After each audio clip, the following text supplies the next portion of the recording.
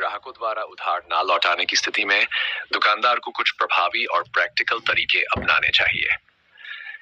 इन तरीकों को नीचे विस्तार से बताया गया है। व्यक्तिगत संवाद। सबसे पहले दुकानदार को उस ग्राहक के साथ व्यक्तिगत संवाद स्थापित करना चाहिए जिसने उधार नहीं लौटाया है। सीधे और सौम्य तरीके से बात करें और ग्राहक की स्थिति को समझने की कोशिश करें। इस संवाद के दौरान ग्राहक की वित्तीय स्थिति, समस्याएं और उधार चुकाने की समय सीमा पर चर्चा की जा सकती है। भुगतान की योजना बनाएं। ग्राहक की स्थिति को समझने के बाद भुगतान की एक लचीली योजना बनाएं। इस योजना में छोटे छोटे किस्तों में भुगतान करने का विकल्प हो सकता है ताकि ग्राहक के लिए उधार चुकाना आसान हो जाए। इस तरह की योजना ग्राहक को प्रेरित कर सकती है और वह धीरे धीरे उधार चुकाने लगेगा। स्मरण पत्र भेजें। यदि व्यक्तिगत संवाद और भुगतान योजना से कोई लाभ नहीं हो रहा है तो दुकानदार को नियमित अंतराल पर स्मरण पत्र भेजना चाहिए।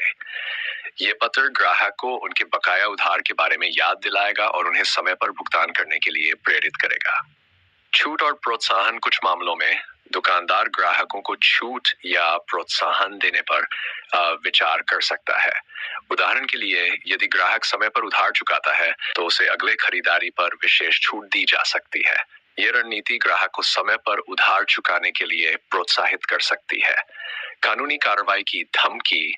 यदि उपरोक्त सभी प्रयास विफल हो जाते हैं तो दुकानदार को कानूनी कार्रवाई की धमकी देने पर विचार करना चाहिए। हालांकि इस विकल्प का उपयोग अंतिम उपाय के रूप में ही करना चाहिए। ग्राहक को कानूनी नोटिस भेजें जिसमें स्पष्ट रूप से उधार की राशि और कानूनी परिणामों का उल्लेख हो। यह अक्सर ग्राहकों को भुगतान करने के लिए प्रेरित कर सकता है। क्रेडिट नीति में बदलाव। अंत में, भविष्य में इसी प्रकार की समस्याओं से बचने के लिए दुकानदार को अपनी क्रेडिट नीति में बदलाव करना चाहिए। उधार देने की शर्तों को स्पष्ट करें और केवल उन ग्राहकों को उधार दें जिनकी भुगतान क्षमता और इतिहास भरोसेमंद हो। नियमित रूप से ग्राहकों की क्रेडिट हिस्ट्री की समीक्षा करें और जरूरत पड़ने पर क्रेडिट सीमा निर्धारित करें।